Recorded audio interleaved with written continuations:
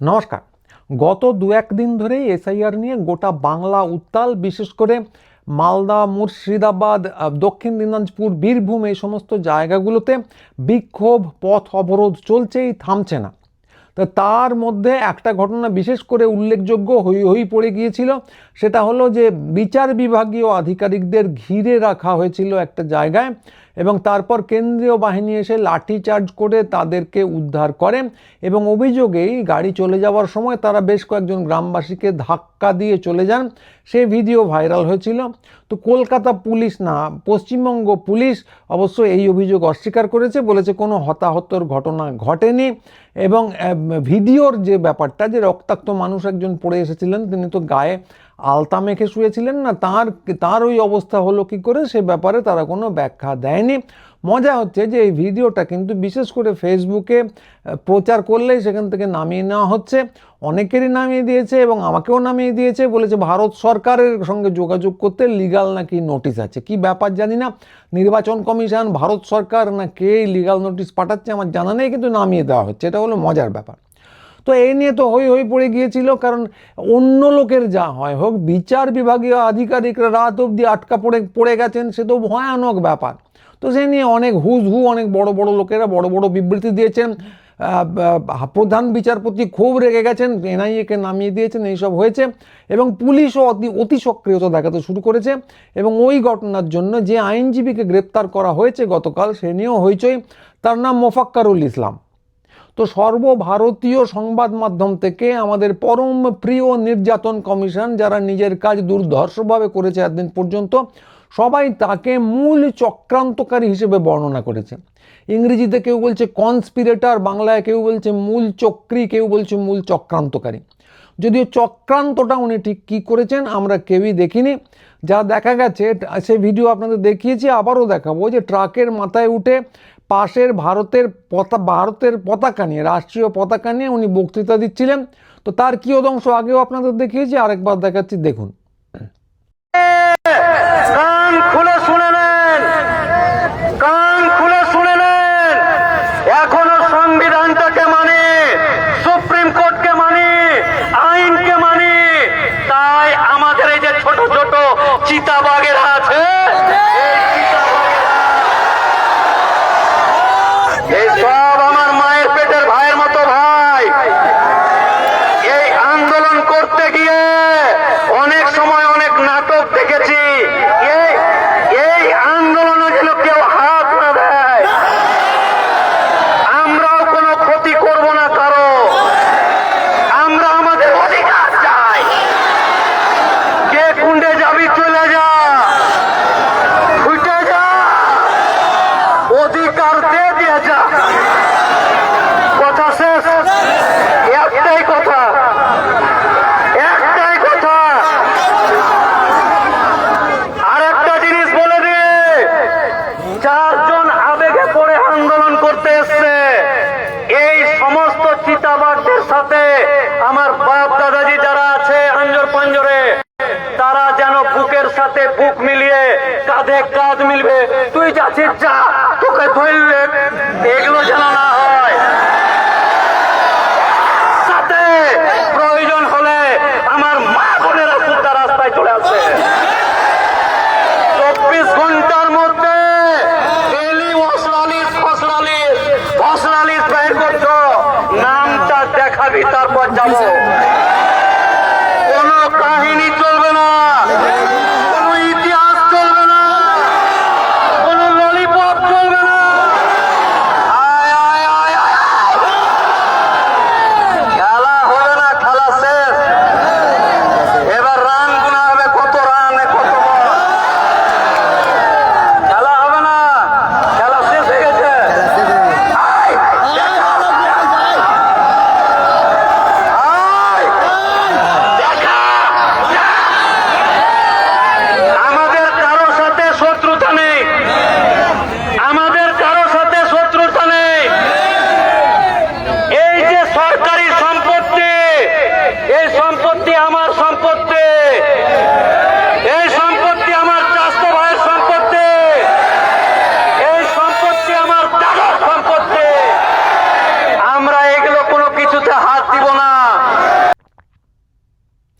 এইটুকুই যে শুধু বক্তৃতা তা নয়, এর আগে পরে অনেক কিছু বলেছেন, কোথায় এসপি, কোথায় অমুক, আয় দেখে নেবো ইত্যাদি কথাবার্তা বলেছেন।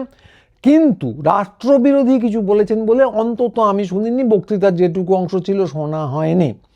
তো ওইটা যদি চক্রান্ত হয় যার মূল চক্রী উনি, তাহলে তো সত্যি কথা বলতে কি শুভেন্দু অধিকারী আর হুমায়ুন কবিরকে প্ররোচনার দায়ে দিনে 2 বার করে গ্রেপ্তার করতে হয়। তাঁদের মুখের যা ভাষা তার তুলনায় এই মোফাক্কেরুল ইসলামের ভাষা তো কিছুই না। ইনি পরিষ্কার বলেছেন সরকারি সম্পত্তি ধ্বংস করতে চায় না ইত্যাদি প্রভৃতি। এবং শুধু যে এই শুভেন্দু অধিকারী আর হুমায়ুন কবিরই নয়, স্বয়ং স্বরাষ্ট্রমন্ত্রী 2-1 দিন আগে পশ্চিমবঙ্গে এসে বলে গেলেন যে শুধু ভোটার তালিকা থেকে বাদ দেওয়া না, যারা বিক্ষোভ দেখাচ্ছেন তারা ভোটার তালিকা থেকে বাদ গিয়ে দেখাচ্ছেন, তো শুধু ভোটার তালিকা থেকে বাদ দেওয়া নয়, অনুপ্রবেশকারীদের ঘুষপেটিয়া শব্দটা বলেছিলেন যে দেশ থেকে একদম বার করে দেবো। তো কথা হচ্ছে এটাও প্ররোচনা নয়। এরপর স্বয়ং প্রধান বিচারপতির এজলাসে মন্তব্য করা হলো, বিচারপতি করলেন যে একবার ভোট দিতে না পারলে কি হয়েছে, ভোটাধিকার তো চলে যাবে না। ভেবে দেখুন, সেটা প্ররোচনা নয়। অথচ ভাবুন, ওই মঞ্চ থেকে কোনো আন্দোলনকারী যদি বলতেন এক রাত্রির না খেয়ে বিচার বিভাগীয় আধিকারিকরা আটকে আছেন, তো কি হয়েছে, খাবার অধিকার তো চলে যাচ্ছে না, তো সেইটা হয়ে যেত ভয়ঙ্কর প্ররোচনা। টিভির লোকজন হই হই করে ঝাঁপিয়ে পড়তো বিচার বিভাগের উপর হাত, বড় বড় উকিলরা ভয়ানক সব বিবৃতি দিচ্ছেন বিচার বিভাগের উপর হাত, এ কি ভয়ঙ্কর ব্যাপার।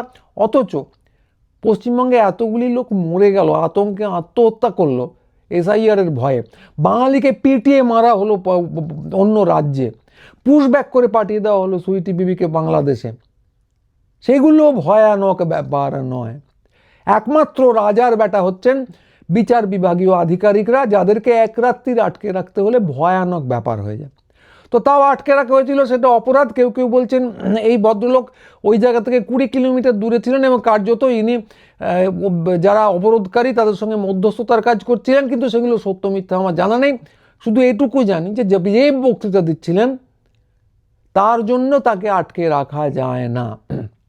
এবং এটা গেল, উনি তো বক্তৃতা দিচ্ছিলেন। আরেকজনকে গ্রেপ্তার করা হয়েছে আরও 35 জনের সঙ্গে, তার নাম হলো আকরামুল বাগানি। তো তিনি ইনসাফ বাংলা বলে একটা চ্যানেল চালান, গ্রেপ্তার করা হয়েছে তাকেও। চ্যানেলটা আমি নিয়মিতভাবে দেখি, সেদিনও দেখেছি। এসআইআর এবং রোহিঙ্গা গুজব নিয়ে এদের প্রতিবেদন অত্যন্ত জরুরি ছিল। এসআইআরের বিরুদ্ধে এরা অত্যন্ত একটা ইতিবাচক ভূমিকা পালন করেছে এবং সেদিনও ওই যে বক্তৃতার ভিডিও এদের চ্যানেলে প্রচার করা হয়েছিল। তো এই ছেলেটিকে, এই সাংবাদিককে কেন গ্রেপ্তার করা হলো সে নিয়ে কোথাও কেউ কোনো ব্যাখ্যা দেয়নি। একে মূল চক্রী বলা হচ্ছে না। মূল চক্রী একজন, যিনি নাকি, যা শোনা যাচ্ছে, ঘটনাস্থল থেকে 20 কিলোমিটার দূরে ছিলেন এবং রাষ্ট্রবিরোধী কোনো কথাই বলেননি। রাষ্ট্রবিরোধী কথা নিশ্চয়ই বলা যায়, বলাটা কোনো অপরাধ নয়, কিন্তু উনি সেটুকুও বলেননি। মাথার উপর রেখেছিলেন ভারতবর্ষের রাষ্ট্রীয় পতাকা। আর এই সাংবাদিক শুধু খবর দিয়েছিলেন, এই কারণেই একে গ্রেপ্তার করা হয়েছে। তো কথা হলো, এইগুলো কিন্তু কোনো প্ররোচনা নয়, শুধু বক্তব্য রাখাই হলো প্ররোচনা। তবে এখানেই শেষ নয়। মোফাক্কেরুলের নামে সুপ্রিম কোর্টের নির্দেশে পরোয়ানা জারি করেছিল কে? খবরের কাগজে পড়লাম পরোয়ানা নাকি জারি করেছিল নির্বাচন কমিশন। আমি আনন্দবাজার.com-এ পড়েছি। সত্যি কথা বলতে কি আমি জানি না, পরোয়ানা আমি চোখে দেখিনি, তো ওরা ভুল খবরও দিতে পারে। কিন্তু যদি তাই হয় তাহলে কথা হলো যে গোয়েন্দার দায়িত্বটা কবে থেকে নির্বাচন কমিশন নিজের হাতে তুলে নিল। তো এখনই তারা পুলিশের দায়িত্বে, আইন শৃঙ্খলার দায়িত্বে, আমরা সেটা অবশ্য আগেই আন্দাজ করেছিলাম, কিন্তু ঠিক কবে থেকে তারা রাজ্যের গোয়েন্দা পুলিশ হয়ে গেল সেটা আমরা জানতে পারিনি। যে সুপ্রিম কোর্টের নির্দেশে এনআইএ চলে এসেছে, যে সুপ্রিম কোর্টের নির্দেশে মূল চক্রীকে গ্রেপ্তার করা হচ্ছে, সেটা সেই সুপ্রিম কোর্ট আমাদের জানাতে পারেননি, জানানোর প্রয়োজন মনে করেননি, হতে পারে। তাহলে যা দাঁড়াচ্ছে যে এই হচ্ছে সেই নির্বাচন কমিশন যারা একটা সফটওয়্যারও চালাতে পারে না ঠিক করে, 60 লক্ষ লোককে বিবেচনাধীন করে রাখে, নাকি বানান ভুল আছে, কারো নাকি মায়ের নাম আছে নিজের নাম নেই, কারো নাকি বাবার নাম আছে কিন্তু নিজের নাম নেই, কেউ নাকি কারো নাকি 6 ভাই বোন তাই নাম নেই, বানান ভুলে শেখ আর এসকের মধ্যে তফাৎ আছে তাই নাম নেই। এই যেমন অজস্র অজস্র অনুরোধ, যেটা ভারতবর্ষের আর কোনো রাজ্যে করা হয়নি, শুধু পশ্চিমবঙ্গে করা হয়েছে। এবং সুপ্রিম কোর্ট সেই নিয়েও সুপ্রিম কোর্টের একজন বিচারপতি সেই নিয়েও পর্যবেক্ষণে বিস্ময় প্রকাশ করেছিলেন, কোথাও কোনো গোলমাল নেই, পশ্চিমবঙ্গে এত গোলমাল কেন, কোথাও কোনো লজিক্যাল ডিসক্রিপেন্সি নামে এই অনাচারটা চলছে না। এই খবরটুকু না দেখেও তারা বিচারপতির আসনে বসে বিচার করতে পারেন। এবং এতগুলো লোক যে বাদ পড়ে গেল, তারা বিক্ষোভ দেখাতে গেলে তারা হলো মূল চক্রী।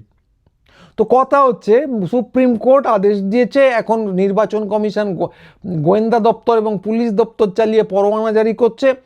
এবং কবে এই রাজ্যে তারা পুলিশ হয়ে গেল সেটা আমরা জানতে পারিনি। যারা একটা সফটওয়্যার চালাতে পারে না, 60 লাখ লোককে বিবেচনাধীন করে লাইন দেওয়ায়, তারা এবার গোয়েন্দা পুলিশ ইত্যাদিও চালাবে। তো একেই বোধহয় বলা হয় হেলে ধরতে পারে না, ডাইনোসর ধরতে গেছে। এবং তাদের পুলিশের কাজ করার কথা তাদের ছিল না, তাদের কথা ছিল পরের ধাপ হিসেবে, আগে যা করেছে পরের ধাপ হিসেবে ট্রাইব্যুনাল তৈরি। তো খবর যা পাওয়া যাচ্ছে, তারা নোটিশ ঠিক জারি করেছে অবশেষে এতদিন পরে। এই ট্রাইব্যুনাল কার্যত কিন্তু চলছে না। এবং সুপ্রিম কোর্ট থেকে নির্বাচন কমিশনের ওটা ঠিকঠাক চলছে কি চলছে না এই নিয়ে কারো কোনো মাথা ব্যথা নেই। দুদিনের মধ্যেই ভোট দেওয়ার যে শেষ দিন, তালিকায় নাম তোলার যে শেষ দিন পেরিয়ে যাচ্ছে, বাদ যারা তারা ভোট দিতে পারবেন না বলে মনে হচ্ছে না, সেই নিয়ে কারো কোনো মাথা ব্যথা নেই। ওই একটা পর্যবেক্ষণই আছে, এবার না দিতে পারলে কি হবে, পরের বার দেবে। তো এরা সমস্ত কিছু ছেড়ে দিয়ে এসেছেন আইন শৃঙ্খলা রক্ষা করতে। ওরা ভুলে গেছেন ওদের কাজ, যদি সেটা নির্বাচন কমিশন হন, নির্বাচন কমিশনের কাজ ভোটার লিস্টে নাম তোলা ঠিকঠাক করে, বাদ দেওয়া নয়, আইন শৃঙ্খলা রক্ষা করা নয়। এবং সুপ্রিম কোর্ট সারা ভারতবর্ষের লোকের জন্য ন্যায় বিচার দেওয়ার জন্য নিযুক্ত হয়েছেন, সে বিচার বিভাগীয় আধিকারিকদের জন্য নয়। এটা ওরা ভুলে গেছেন, মনে করানো দরকার। তো সমস্যাটা কেন সেটাও ওরা ভুলে গেছে। সমস্যাটা স্রেফ এই জন্যে যে একদল অপদার্থ, হ্যাঁ নির্বাচন কমিশনকেই বলছি, একদল অপদার্থ যারা নিজেদের কাজটা ঠিক করে করতে পারেনি, রাজনৈতিক প্রভাবেই হোক বা অপদার্থতার জন্যই হোক, সে অন্য প্রসঙ্গ, তারা কাজটা ঠিক করে করতে পারেনি, লাখে লাখে বৈধ ভোটারকে বাদ দিয়েছে। স্রেফ সেই জন্যই এত সমস্যা। এটা একটা সন্ত্রাস, এটা একটা গোলমাল পাকানো খুব পরিষ্কার করে বলে নেওয়া উচিত। পশ্চিমবঙ্গে এত গোলমাল কেন, তার কারণ সন্ত্রাসটা শুরু করেছে নির্বাচন কমিশন। তো এইটা মানুষকে নাকি মেনে নিতে হবে। বিচারপতি চাকরি ছেড়ে বিজেপি চলে যাবেন কোনো একদিন সকালবেলা, নির্বাচন কমিশন ভোটার লিস্টের নাম তোলার বদলে ভোটার বাদ দেওয়ার শুভ কাজ নিজেদের কাঁধে তুলে নেবে। আদালত পর্যবেক্ষণ করে বলবে এবার ভোট দিতে না পারলে কি হয়েছে, ভোটাধিকার তো চলে যাবে না। সুইটি বিবি এই সুবিচারের আশায় এখনও বাংলাদেশে পড়ে আছেন, তাকে পুশব্যাক করে ঠেলে পাঠানো হয়েছিল। কি সুবিচার হয়েছিল কেউ জানে না, আর লোকে এতে খেপে গেলে আসবে এনআইএ। এইটাকে যদি আমরা স্বৈরাচার না বলি তাহলে স্বৈরাচার কি, অন্য কিছু? এবং এই ব্যাপারে রাজ্য সরকারের প্রসঙ্গেও আসাটা দরকার। রাজ্য সরকার কিনা জানি না, অন্তত তৃণমূলের পক্ষ থেকে বারবার বলা হচ্ছে এটা মিমের কীর্তি। তো হতেই পারে মোফাক্কিরুল মিমের লোক, আমি জানি না, আগে তো মিমের সঙ্গে যুক্ত ছিলেন সবাই বলছেন। এবং খুবই সম্ভব যে মিমের একটা গেম প্ল্যানও আছে, কিন্তু সেগুলো তো রাজনৈতিক প্রসঙ্গ। মিমের গেম প্ল্যান আছে, বিজেপির পক্ষে খেলা করে, তার রাজনৈতিক বিরোধিতা দরকার। আগে কেন তারা এসআইআরের বিরোধিতা করেনি সেই নিয়ে কথা তোলা দরকার, কেন একদিন বাদে হঠাৎ করে এলো সেই নিয়ে কথা তোলা দরকার। কিন্তু তারা যদি এখন আওয়াজ তোলে, তাদের কোনো লোক যদি এখন আওয়াজ তোলে, সেটা মিমের লোক বলে দূর করে দেওয়া যায় না। মিম হোক বা হাট্টিমা টিম যাই হোক, এমনকি যদি হিন্দু মহাসভার লোকে এসে আওয়াজ তোলে, তাদের প্রত্যেকের অধিকার আছে নির্বাচন কমিশনের বিরুদ্ধে, এই স্বৈরাচারের বিরুদ্ধে আওয়াজ তোলার। এবং এটা আদৌ প্রত্যাশিত নয় যে ওখানে হয়তো মিমের লোক আছে আমি যাব না বলে মানুষ যাবে না। মানুষ নামলে নানা ধরনের লোক আসবে, হিন্দু মহাসভার লোকও আসবে, হয়তো বিজেপির লোকও আসবে, তাদের নামও তো বাদ গেছে, এবং মিমের লোকও আসবে। তো এদের প্রত্যেকের অধিকার আছে কেন্দ্রের বিরুদ্ধে, রাজ্যের বিরুদ্ধে, নির্বাচন কমিশনের বিরুদ্ধে, এবং হ্যাঁ দরকারে আদালতের রায়ের বিরুদ্ধেও বিক্ষোভ দেখানোর গণতান্ত্রিক পদ্ধতিতে। হ্যাঁ যদি কোনো ঘেরাও টেরাও হয় সেখানে নিশ্চয়ই পুলিশ আসবে, চিরকালই এসেছে, বাড়াবাড়ি হলে নিশ্চয়ই পুলিশের কাজ করবে। তো পুলিশ যদি বিক্ষোভ তুলে দিত সে নিয়ে কিছু বলা হতো না। এখানে মূল চক্রী আবিষ্কার করা হচ্ছে, সাংবাদিককে গ্রেপ্তার করা হচ্ছে, সে নিয়ে এত সমস্যা। মনে হচ্ছে প্রশ্ন তোলাই যেন আটকে দেওয়ার চেষ্টা হচ্ছে। কিন্তু কথা হলো যে প্রশ্ন তোলা আটকানো যাবে না। বিরোধীরা চুপ মেরে গেছেন, এটা তো গেল শাসক দলের কথা, বিরোধীরাও চুপ মেরে গেছেন, বামপন্থীরা অনেক বড় বড় কথা বলেছেন, কিন্তু তারপরে এটা নিয়ে আন্দোলনে যেই কোর্ট এসে গেছে, যেই এনআইএ এসে গেছে, তাদের মুখ কিন্তু একদম বন্ধ। তো কথা হচ্ছে যে যা খুশি করতে পারেন, প্রশ্ন তোলা কিন্তু আটকানো যাবে না। এমন কোনো প্রতিষ্ঠান নেই, খুব স্পষ্ট করে বলছি, গণতন্ত্র এটাই যে এমন কোনো প্রতিষ্ঠান নেই সেখানে যে প্রশ্নের ঊর্ধ্বে। এখন যেভাবে মালদার ভিডিও আটকে দেওয়া হচ্ছে সেটা কিন্তু কণ্ঠরোধ। এতদিন নির্বাচন কমিশন বা ভারতের স্বরাষ্ট্রমন্ত্রী যা যা বলেছেন, যা যা করেছেন, সেগুলো কিন্তু প্ররোচনা। 60 লাখ লোককে বিচারাধীন রেখে যেভাবে ভোট ঘোষণা করে দেওয়া হলো এবং আদালত যেভাবে তাতে স্ট্যাম্প দিল, সেটাই প্রশ্নের যোগ্য। প্রশ্ন করা হচ্ছে, প্রশ্ন করা হবে। কয়েকটা জেলায় মানুষ বিক্ষোভ দেখাচ্ছেন, সারা পশ্চিমবঙ্গ জুড়ে কিন্তু মানুষ বিক্ষোভ দেখাবেন। আগের দিন বললাম যে এরকম খবর শুনেছি যে যেখানে বেশি লোক বাদ গেছে সেখানে কেন্দ্রীয় বাহিনী নিয়োগ করে দেওয়া হয়েছে, যেন উপদ্রুত এলাকা। এইভাবে কিন্তু রাজ্য চলে না। মানুষ রুখে দাঁড়াচ্ছেন, মানুষ রুখে দাঁড়াবেন, প্রশ্ন তোলা আটকানো যাবে না। ইন্টারনেট থেকে ভিডিও বন্ধ করে দিতে পারেন, ইন্টারনেট বন্ধ করে দিতে পারেন। জরুরি অবস্থার সময় সেন্সরশিপ চালু করা হয়েছিল। বলতে পারেন ভারত সরকারের পক্ষ থেকে কেয়ারা নির্দেশ এসছে, তাতে করে আমরা ভিডিও বন্ধ করে দিলাম, বলতেই পারেন। কিন্তু এই যে ক্ষোভগুলো, সেগুলো অন্য জায়গায় যাবে, সেগুলো ফেটে বেরোবে। গণতন্ত্র মানুষকে সেফটি ভালভ দেয় নিজের ক্ষোভ প্রকাশ করার, বিক্ষোভ দেখিয়ে দেয়, ভোট দিতে দিয়ে দেয়। এখানে আপনারা যেটা করছেন, বিক্ষোভ দেখাতে দিচ্ছেন না, ভোট তো দিতে দিচ্ছেনই না, সেফটি ভালভটা আপনারা নষ্ট করছেন। এই এপিডিআর এর সম্পাদক একটু আগে পড়লাম লিখেছেন যে তাদের ওএসআইআর বিরোধী সভা করতে দেওয়া হচ্ছে না। কে আটকাচ্ছে আমি জানি না, নির্বাচন কমিশনের কাছ থেকে নাকি পারমিশন নিয়ে আসতে হবে বলা হয়েছে। তো এই যে বিক্ষোভ দেখানোর সেফটি ভালভ, এই যে গণতন্ত্রে ভোট দিয়ে ক্ষোভ প্রকাশ করার সেফটি ভালভ, এইটা আপনারা তুলে দিচ্ছেন। এমনকি ক্ষোভ যে চারদিকে ছড়িয়ে পড়বে তার ভিডিও আপনারা কিন্তু ডিলিট করে দিচ্ছেন। এই ক্ষোভ কিন্তু মুছে যায় না, ওভাবে ক্ষোভ আটকানো যায় না।